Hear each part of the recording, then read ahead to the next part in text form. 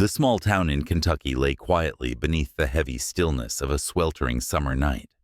The air, thick with the remnants of the day's heat, made even the occasional breeze feel exhausted. On an empty street, the dim yellow light spilling from the corner pharmacy illuminated the curb where Mary Breckenridge had parked her worn-out car. A 58-year-old black nurse, just finishing a grueling 16-hour shift at the local hospital. Mary stepped out of the car slowly but resolutely. Her white shoes, their soles worn thin with years of service, carried the posture of a woman full of dignity. Though her body ached, her eyes were darkened from sleeplessness, and her mind longed for nothing more than a shower and bed. Mary still carried herself with the composure of someone who had spent a lifetime caring for and saving others. She entered the pharmacy, where only a young clerk remained, lazily staring at his phone. Mary offered a polite smile, then handed over her insurance card and prescription, a blood pressure medication she had regularly picked up from this spot for years. The clerk took them without looking up, scanning the items mechanically. At that moment, for Mary, everything felt routine. Too routine. No one could have predicted that just minutes later, due to a minor computer error, she would be swept into a chain of events that would rock the entire town. A series of events where the exhaustion of a nurse would be trampled by prejudice, and the pride of a black woman would become the spark that ignited a battle for justice. That night, Mary had only planned to pick up her medication and go home, but fate had something else in store. Mary stood waiting at the counter, gently rubbing her wrist in fatigue, her eyes quietly scanning the nearly empty pharmacy. Inside was just her, the young clerk, and a manager. A white woman in her 40s, whose face always seemed locked in a permanent scowl, as if something perpetually displeased her. After a few clicks on the computer, the young clerk furrowed his brow, glanced at the screen again, then leaned over and whispered something to the manager. Mary couldn't hear the words, but she saw the look the manager gave her. Cold, judgmental, steeped in the kind of prejudice Mary had known all too well for far too long. The woman walked over, forcing a stiff, polite smile. "I'm sorry, ma'am, but there's an issue with the prescription information." Mary tilted her head slowly. "This is the same prescription I've picked up here every month, with the same insurance and ID. Is there a problem?" The manager hesitated, her expression tightening, fingers tapping nervously on the screen. Then suddenly her tone shifted, cold and firm. "Please wait here for a moment. We've contacted the police to verify the situation." Mary froze. "The police?" Her voice dropped, low and calm, but dangerously quiet. "Over a computer error? Over my prescription?" The manager gave no reply. She stood there, proud, distant, refusing to meet Mary's eyes. Mary knew this feeling well. That moment when you are no longer a person, but a suspect, an invisible threat simply because of your skin color. And she knew this too. If she walked away now, it would end like thousands of other stories, unspoken, unbelieved, and buried in silence. So she stayed. Not because she couldn't leave, but because she was tired. Tired of constantly having to prove her innocence in a world where she'd never done anything wrong. A siren grew louder, echoing through the quiet night until a patrol car stopped before the pharmacy. Two white officers stepped out, Chavis and Joey. One was tall with a buzz cut, a square jaw, and eyes sharp as blades. The other was younger, standing just behind, his eyes uncertain, visibly unsettled. Mary glanced through the window, her chest tightening. Inside the pharmacy, the air grew heavy, like lead. The manager rushed to meet the two officers, her voice low but urgent. "It's her. She tried to get medication using mismatched insurance information. I suspect she's using someone else's coverage." Chavis didn't ask a single question. He didn't review the file and didn't check the data. He turned toward Mary as if staring at a criminal caught in the act. Joey remained behind him, his gaze fixed on the floor. Chavis stepped forward, his voice flat, laced with sarcasm. "Ma'am, we're going to need you to step outside." Mary stood tall, her eyes locked on theirs. "I'm not going anywhere. I have my documents, Idaho, insurance, and prescription. You have no reason to ask this of me." Joey swallowed hard, but Chavez was unmoved. He smirked. "You have two choices. Cooperate, or make this hard on yourself." A few customers inside the pharmacy had begun to notice. A man discreetly pulled out his phone and started recording from behind a shelf. A mother clutching her child moved away, eyes filled with hesitant fear. Mary raised her documents, her voice steady and firm. "I'm a nurse. I just finished a 16-hour shift. I came here to pick up blood pressure medication. Here's my ID. Here's my insurance. Here's my prescription. Everything is legal." Chavez glanced at the papers as if they were worthless coupons. "Step outside." Mary didn't move. And then, as if he had been waiting for this exact moment, Chavez stepped forward and clamped her wrist tightly, resisting a law enforcement officer. The sound of metal handcuffs clinking echoed through the frozen air. Mary's expression didn't change, but in her eyes burned the quiet flame of defiance. Joey avoided meeting her gaze. The manager pressed her lips together, backing away with a smug look of satisfaction. Mary turned her head and looked straight into the lens of the man's phone camera. "You've just made the biggest mistake of your life." Her voice wasn't loud, but it thundered like a storm. And outside, under Kentucky's sweltering sky, the real storm had just begun. The patrol car sped off from the pharmacy, sirens wailing, carrying Mary Breckenridge in the back seat like a criminal. Her hands were tightly cuffed behind her back, and red marks were beginning to form on her wrists. She sat upright, no groaning, no pleading, but inside, a quiet, smoldering rage was building. Chavez drove, speaking to Joey as if Mary didn't exist. "Another insurance fraud case," he sneered. "They think they can do whatever they want just because they wear a hospital uniform." Joey said nothing. He glanced at the rearview mirror and saw Mary's eyes fixed on him, not with hatred, but with a cold, bone-chilling contempt that made him look away. When they reached the police station, Mary was pulled from the car and led into the detention area. Other officers glanced at her as she passed, some clicking their tongues, others lowering their heads in avoidance. No one asked questions. No one offered a defense. She was ordered to remove her shoes, fingerprinted, photographed, and processed, like an actual criminal. Chavez held his head high and announced loudly, for the whole precinct to hear, "Suspect in an insurance fraud case. Also obstructed law enforcement." An older sergeant behind the front desk just shrugged. Just another black lady. Mary heard every word. She didn't respond. She stood in that cold, fluorescent-lit room like an unmoved mountain. She sat on the icy metal bench when the cell door slammed shut behind her. Sweat dripped down her temple, but her eyes still blazed. Mary looked at her wrists, at the indentations left by the cuffs, and thought, "This isn't just about me. This is the face of everyone who's ever been belittled, degraded, just because of their skin color." In the deep, suffocating night of humiliation, she didn't tremble. She waited, because she knew, out there, a storm was beginning to form. And the first person standing at the center of that storm was her father, Walter Breckenridge, 9:42 p.m. The clock on the jailhouse wall ticked each second, like the beat of a war drum.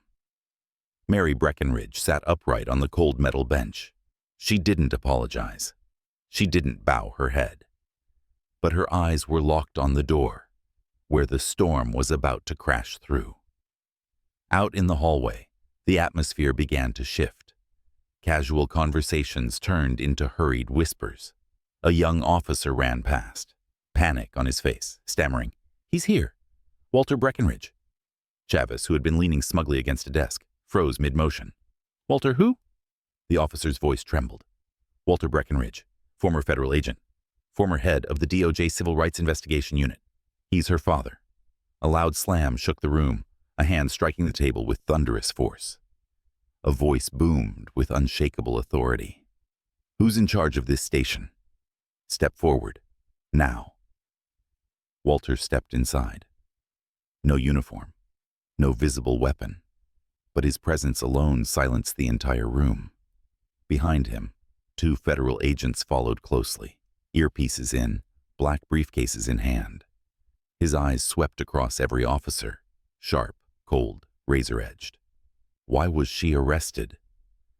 His voice wasn't loud, but it cut like steel. The duty sergeant forced a strained smile. "We suspected her of using invalid insurance." Walter didn't let him finish. "She's a licensed nurse. She had a valid ID and legal insurance, and you cuffed her and dragged her from a pharmacy without confirming a thing? Based on what?" He turned to one of the agents beside him. "Have you checked?" "Yes, sir," the agent replied. "Her records are spotless. The insurance system had a temporary connection error. There was no violation whatsoever." Walter nodded, then turned to Chavez and Joey, who now stood like statues, frozen in place. "You picked the wrong woman. But what you don't know is that she's not alone. And tonight, the law is not on your side." He gave a clear, commanding order. "Open the holding cell." Immediately. One of the federal agents stepped forward with a key. The steel door creaked open. Mary rose slowly. She needed no assistance. She walked out with purpose, shoulders square, chin held high. As she passed Chavez, she spoke just one sentence quietly. "I told you, you'd regret tonight." Walter placed a hand on her shoulder. "We're not done," he said softly. "This is only the beginning." And he was right. What came next would be the rise of justice. Mary Breckenridge stepped out of the holding cell, but wasn't alone. She walked through 2 rows of eyes. On one side, officers shrinking in silence. On the other, federal agents with piercing, unwavering gazes. No one stopped her. No one dared speak. Walter walked beside his daughter, his face carved in stone, resolute, cold, and uncompromising. Just as they reached the duty desk, the internal phone rang again. The desk sergeant quickly picked up. "Fayette County Police Station speaking." The voice on the other end was firm and direct. "We've been authorized. Initiate the federal investigation immediately." Walter took the phone from the sergeant's hand and said just one word. "Proceed." Within minutes, the station doors burst open once more. 6 federal agents in tactical uniforms stormed in like a wave. In their hands, documents, technical equipment, and the full authority of the Department of Justice. One agent raised a thick folder and declared loudly, "Fayette County Police Station is now under federal review for suspected civil rights violations. All officers are to cooperate immediately. All security footage, files, and evidence will be seized immediately." The silence that followed wasn't calm. It was panic in disguise. Chavez took a step back, his face pale. Joey swallowed hard, his hands slightly trembling. Mary stood still, watching it unfold. She didn't smile. She didn't need to. The moment spoke for itself. Chavez stepped forward and barked. "This is overreach. This is an internal matter. We can handle this ourselves." Walter didn't even turn around. He curled his lips slightly and said loud enough for all to hear, "You thought the law was something you could trample. Today you've learned your first lesson. The law doesn't belong to those with guns. It belongs to those with the courage to stand up." Another agent stepped forward, pointing directly at Chavez and Joey. "You two, surrender your weapons and badges. Effective immediately. You're both suspended pending investigation." There were no more words. Mary turned and walked out alongside her father. Before leaving, she said one last thing. Softly, but her voice cut through the room like a blade. "You thought you were strong because we stayed silent, but you were wrong. We were restraining ourselves. Now, we will speak, and the entire country will listen." Outside, a crowd had begun to gather, and that was just the beginning of the earthquake called the truth. That very night, the video of Mary's unjust arrest at the Kentucky pharmacy began to spread rapidly across social media. No commentary was needed. No effects were added. The footage spoke for itself. A 58-year-old nurse, after a grueling shift, is forcefully restrained by two white officers under the indifferent gaze of bystanders. Chavis's cold voice, the rough yank of Mary's arm, the fear in the eyes of witnesses, and Mary's calm but commanding voice, "You've just made the biggest mistake of your life." Within hours, the #HashJustice4Mary began trending. People Mary had once saved, fellow healthcare workers, civil rights organizations, and thousands of Kentucky residents started speaking out. Local news outlets scrambled to cover the story. Kentucky State Television sent reporters directly to the police station. Those who had suffered similar mistreatment began sharing their stories under the original post. "Officer Chavis once dragged me out of my car, just for looking suspicious. My mother was forced to withdraw her complaint after Joey yelled at her and smashed things in our home." Each story was another dagger to the reputation of the Fayette Police Department, long shielded by vague reports and a culture of silence. Mary didn't need to speak. The video had already become her voice, and this time, the community was not silent. Meanwhile, Walter sat in a makeshift DOJ office. Before him, one screen after another lit up with old case files, once buried, now retrieved. There were complaints, there were witnesses, there were even lost surveillance clips that someone had saved. And now, everything was coming to light. This battle was no longer just Mary's. It had become the flame of a movement. And that night, Kentucky did not sleep. On Monday morning, Fayette County Courthouse was packed. Not for a major criminal trial, but for an internal hearing regarding misconduct allegations against two officers, Chavis and Joey. The media swarmed outside the courthouse. Citizens arrived with signs reading, "Justice for Mary. Nurses deserve respect. We're watching." The courtroom doors swung open. Reporters froze mid-sentence. The two defendants entered, in plain clothes, visibly tense. Joey scanned the room, avoiding eye contact. Chavis tried to maintain a hardened exterior. They whispered to their attorney, but their eyes locked onto the courtroom door when one figure entered. Mary Breckenridge. She didn't need security. She didn't need a guiding hand. Her posture was tall and steady. Her simple nurse's uniform silenced the entire room. She walked calmly to the front row, the plaintiff's side. Moments later, Walter Tate, her father, the retired FBI legend, entered with two federal attorneys, Mark and Alan. Their arrival shifted the atmospheric pressure of the room. Chavis leaned toward Joey, whispering something. Perhaps they still didn't grasp the full weight of what was unfolding, until a court official stepped out and announced, "This hearing will be presided over by an interim federal judge. The case now falls under the civil rights oversight jurisdiction of the Department of Justice." In that instant, Chavis's arrogance vanished. Attorney Mark rose and opened the hearing with a sharp, clear statement. "This is no longer just an internal complaint. This is about justice, about abuse of power, and about human dignity." The courtroom fell into silence.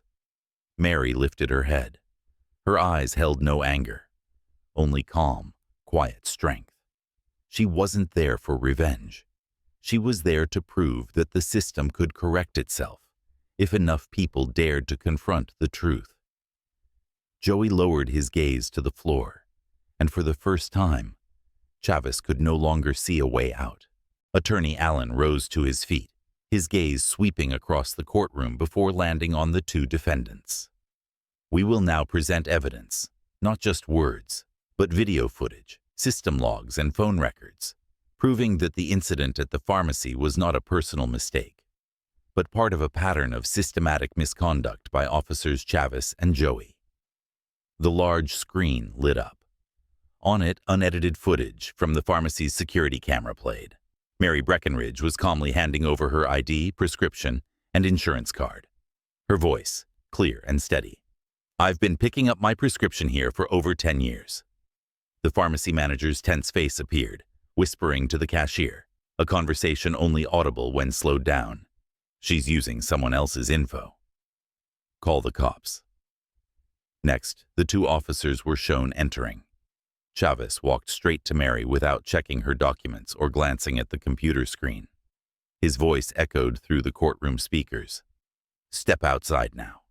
Make it hard and we'll escalate." Then the footage showed Chavis grabbing Mary's wrist, twisting it back, handcuffing her in the middle of the crowded pharmacy.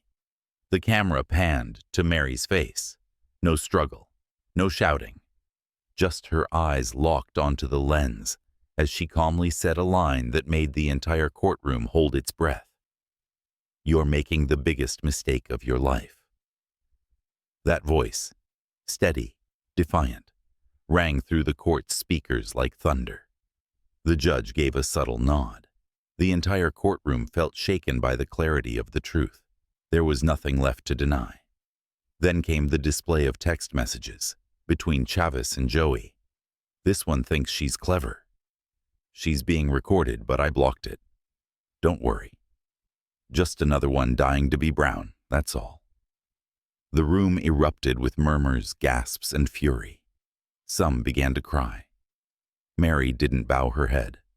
She didn't need to speak. The truth had spoken for her.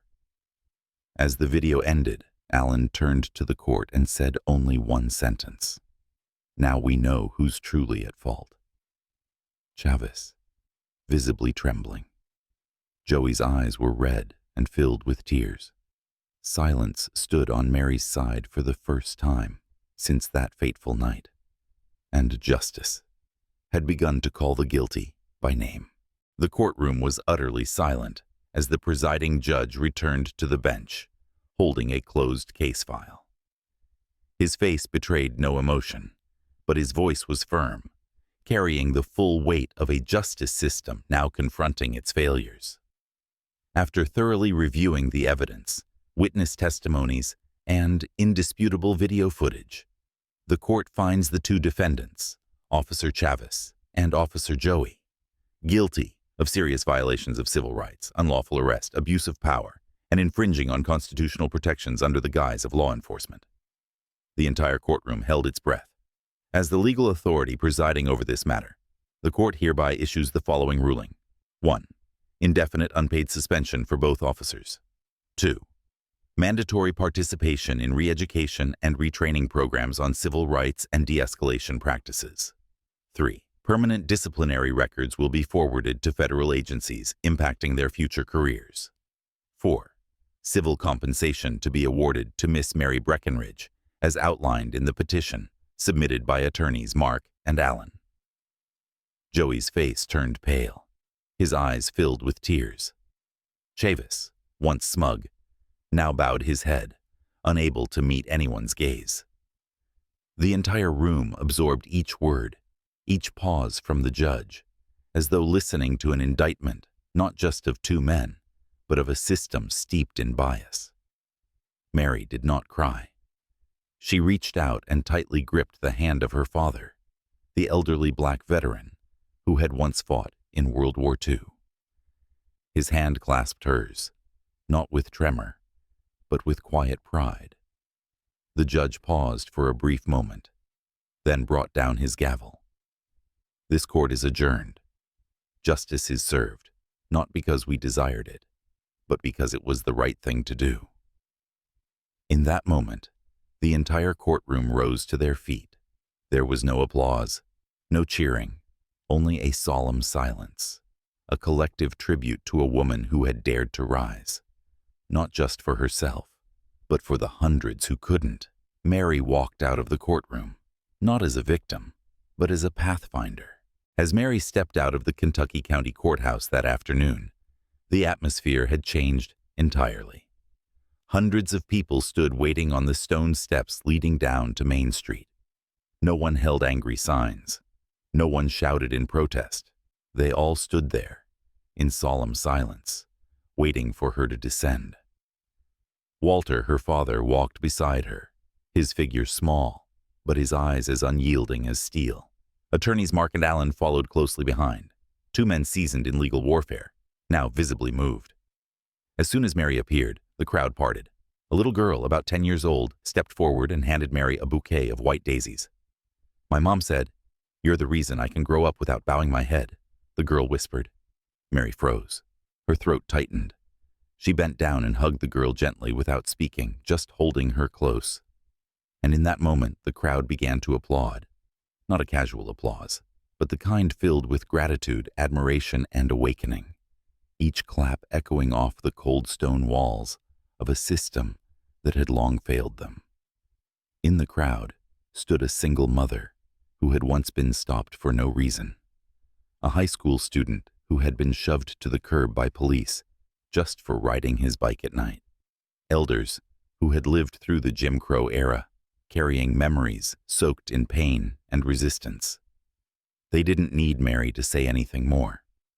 Her steadfast presence that day was the most explicit declaration. Enough. We will be silent no more. That evening, a community meeting was held in the town's small hall, organized entirely by residents. Mary attended, not as a victim, but as a leading voice. She listened to every story, painful confessions suppressed for decades. Then, when it was her turn to speak, she said only this: "We can't rewrite the past, but we can stop it from repeating in this generation. I'm here, not to be a symbol, but to work alongside all of you." The entire hall rose to its feet. Dozens stepped forward to volunteer, to support reform, to launch an independent police oversight council, to start community dialogue training. A spark had been lit, and this time, they would not let it die. 6 months later, Kentucky was no longer the silent land it once was. The city where Mary had once been arrested now had a new police chief, the first black leader ever elected through an independent oversight board. Chavez and Joey, the two officers who once believed they could manipulate the law, were now indicted with full evidence. Serious charges were brought against them: civil rights violations, unlawful arrest, falsification of reports, and the long-standing silence of the system that protected them was finally dragged into the light. One late spring afternoon, Mary stood backstage at a large auditorium in the state capitol. Outside, hundreds of people were waiting for her to speak at the launch event of the Kentucky People's Justice Alliance, an organization born from her case, aimed at monitoring police activity and pushing for criminal justice reform. Walter stood beside his daughter, his hand resting on her shoulder. "Are you ready?" he asked. Mary turned to her father, her eyes filled with purpose. "Since the night they cuffed me at that pharmacy, I haven't feared anything since." When she walked onto the stage, the lights blazed down and thunderous applause erupted. But this time, the clapping wasn't for a victim. It was for a trailblazer. Mary began to speak. "I'm a nurse. I used to think my job was to heal wounds, one patient at a time. But now I understand that some wounds don't live on the body. Some systems cause pain, not with batons, but prejudice and broken power. And I am here to help heal that too." The entire auditorium fell silent, and then rose in unison. In the corner, Attorney Mark wiped his eyes. Allen leaned over and whispered, "She just turned pain into a movement." Days later, news outlets nationwide carried headlines like, "Kentucky launches Justice Alliance, led by formerly wrongfully arrested nurse." At home, Mary reopened the phone that had once been confiscated that night. Now it was filled with messages from across America. A single mother from Chicago, a 15-year-old boy from Mississippi, a survivor of segregation from Alabama, all saying thank you. They said she helped them believe that resistance is not futile. That night, under the glow of the moonlight on the porch, Walter and Mary sat on the old wooden bench. He looked at his daughter with pride in his eyes. You didn't just fight for your justice. You paved the way for thousands of others to leave the shadows. Mary nodded, her voice soft but unwavering. And I'm not done yet, Dad. Because when one person stands up, they can be struck down. But when a whole community rises, no one can put out that fire. And so, Kentucky changed, not through blood, not through violence, but through resilience, justice, and the unshakable light of truth.